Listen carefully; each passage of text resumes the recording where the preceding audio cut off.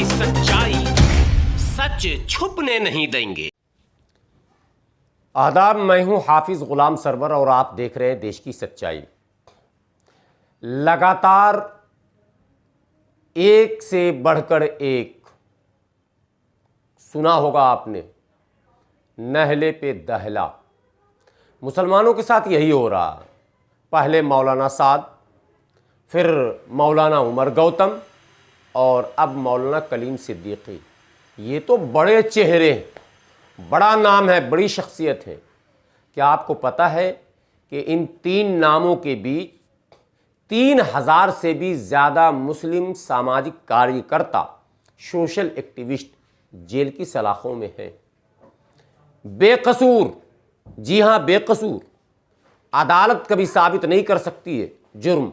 हाँ, लटकाया जाएगा, मुद्दों को भटकाया जाएगा और इन्हें जेल में डालकर एक विशेष समुदाय को यह संदेश दिया जाएगा कि देखो हमने इस पर लगाम लगा दिया है, हमने इसकी बढ़ती लोकप्रियता को रोक दिया, हमने इसे जुर्म के कटघरे में खड़ा कर दिया है, हमने इसे मुजरिम साबित कर दिया है और हमने इसे औकात में ला दिया है और हिंदू धर्म की रक्षा हमारे अतिरिक्त कोई कर ही नहीं सकता।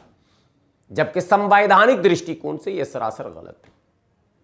संवैधानिक व्यवस्था में किसी भी व्यक्ति को मुलजिम भी बनाने से पहले उसके किसी न किसी गलती की पूरी निशानदेही लाजमी है, जरूरी है, वरना आप उसे गलत भी नहीं कह सकते।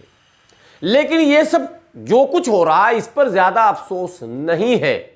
मुझे अफसोस इस बात पर है कि यह सब कुछ हो रहा है योगी आदित्यनाथ के नाम पर, अमित शाह के नाम पर, मोदी के नाम पर और मोहन भागवत के नाम पर। लेकिन यह सब कराया जा रहा है अखिलेश यादव के द्वारा, मायावती के द्वारा, प्रियंका गांधी के द्वारा, ओम प्रकाश राजभर के द्वारा और इससे आगे बोल दूं शायद कोई बोलने की हिम्मत और जुर्रत ना करे, चंद्रशेखर आजाद रावण के द्वारा।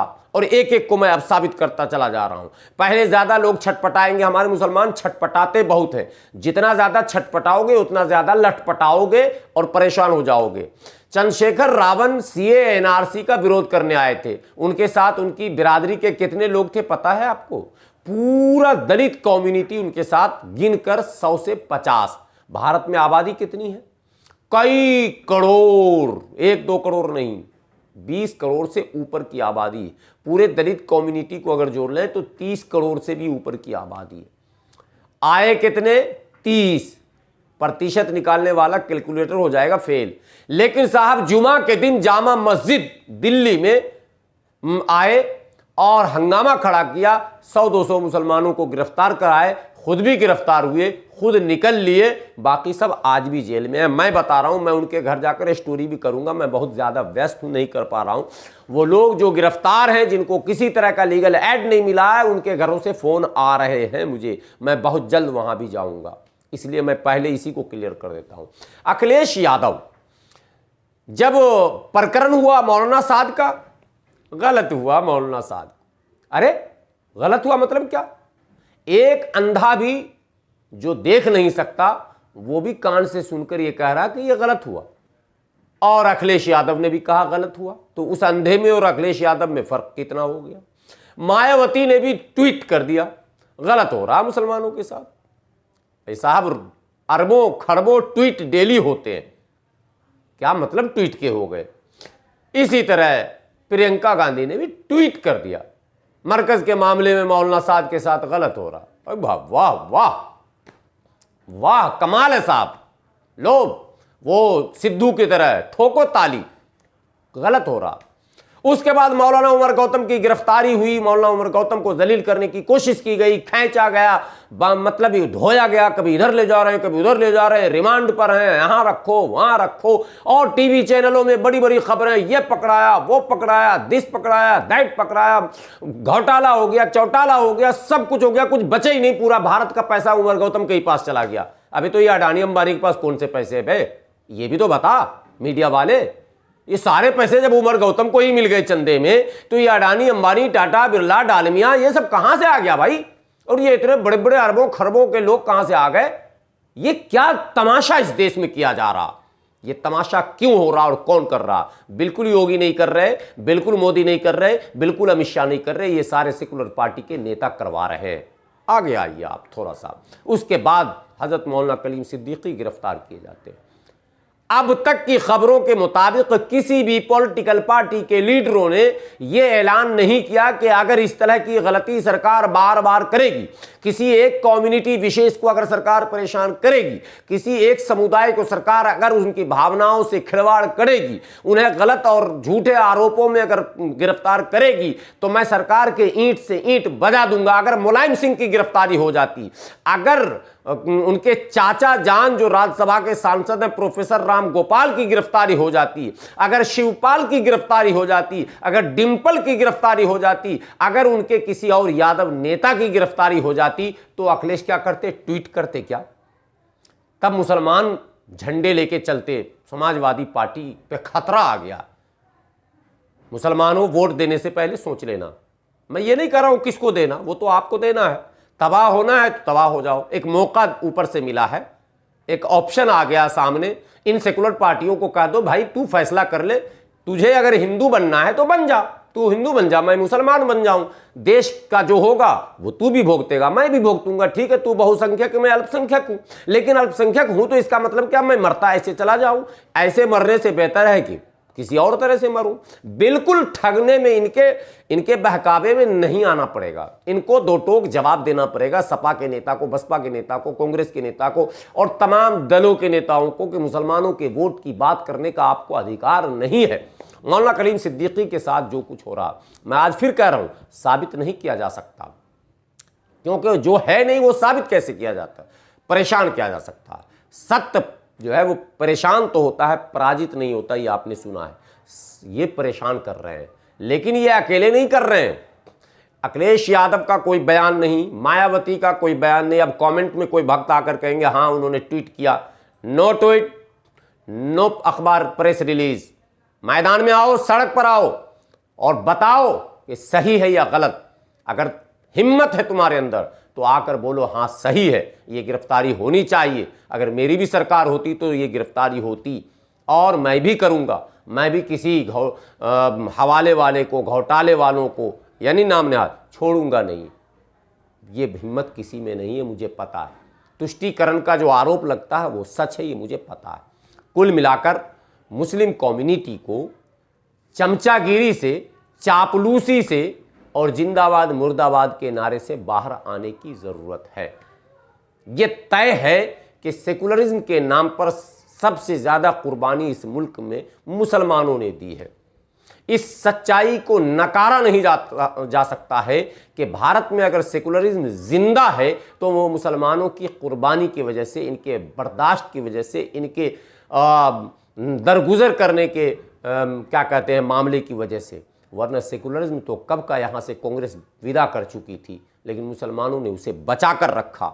लेकिन कांग्रेस पर इल्ज़ाम लगाया, सपा पे उम्मीद लगाई, सपा ने भी वही काम किया। बसपा से उम्मीद लगाई, उसने भी यही काम किया। जिन जिन सेकुलर पार्टियों से उम्मीद लगाई, सब ने वही काम किया। लेकिन वोट इन्हें सिर्फ मुसलमानों का चाहिए। ये टिकट बांटने में समीकरण मिला रहे हैं और इनके टिकट लेने वाले समीकरण ढूंढ रहे हैं कि यदि इस पार्टी से टिकट लेंगे तो मुसलमान वोट दे देगा।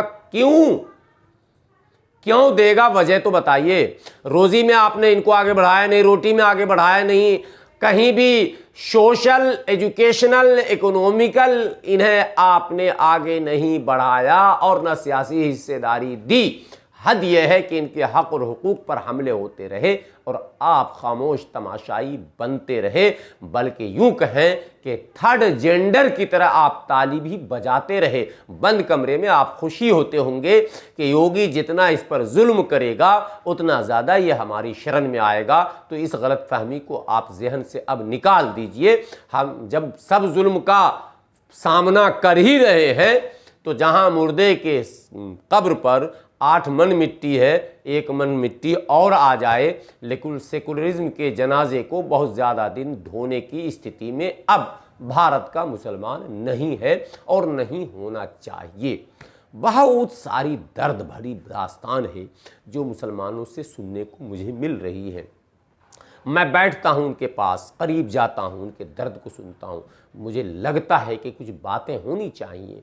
इसलिए मैं ये बात आप तक पहुंचा इसलिए रहा हूं कि आप चौक चौराहों पर, चौपालों में, चाय की दुकानों में बाज़ाब्ता खुलकर बोलना सीख लें कि मैं सेकुलरिज्म का गुलाम नहीं हूं, मैंने ठेका नहीं लिया है।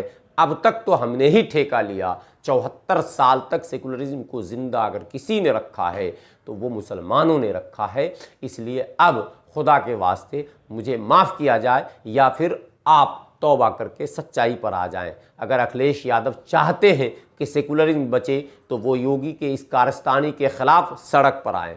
अगर मायावती चाहती है कि सेकुलरिज्म बचे और मैं मुख्यमंत्री बनूं तो मायावती जी, आप ब्राह्मणों की टोली जमा कर लीजिए, आप मुख्यमंत्री नहीं बन सकती है। आप जब तक इस रास्ते पर नहीं आएंगी, आपको गलत को गलत और सही को सही कहना होगा और सड़क पर आकर कहना होगा। ट्विटर में कोई गलत सही नहीं होता। ट्विटर में रोज़ बच्चे खेलते हैं हम लोगों के, ये कोई मसला नहीं रहता है। इसी तरह से ओम प्रकाश राजभर जी, प्रियंका जी, राहुल जी, तेजस्वी जी और जितने जी हैं उनको होश में आ ही जाना चाहिए। यदि वो मुख्यमंत्री बनना चाहते हैं, प्रधानमंत्री बनना चाहते हैं तो। और एक बात बता दूं, जो आरोप आप पर भाजपा के द्वारा लगाए जाते हैं या आप लगवाते हैं, वो आरोप ये है कि ये मुसलमानों की पार्टी। ना ना ना ना, आप मुल्क को बेवकूफ़ न बनाएं। मुसलमानों ने कभी अपना सीएम घोषित ही नहीं किया।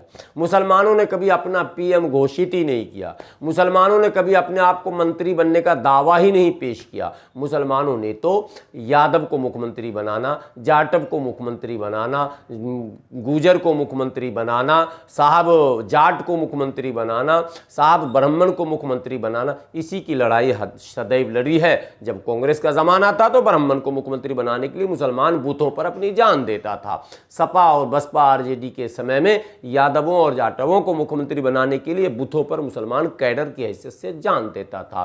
कन्हैया कुमार को हीरो मुसलमानों ने बनाया और इस तरह के हजारों लीडरान हैं जिनको मुसलमानों ने हीरो बनाने का काम किया।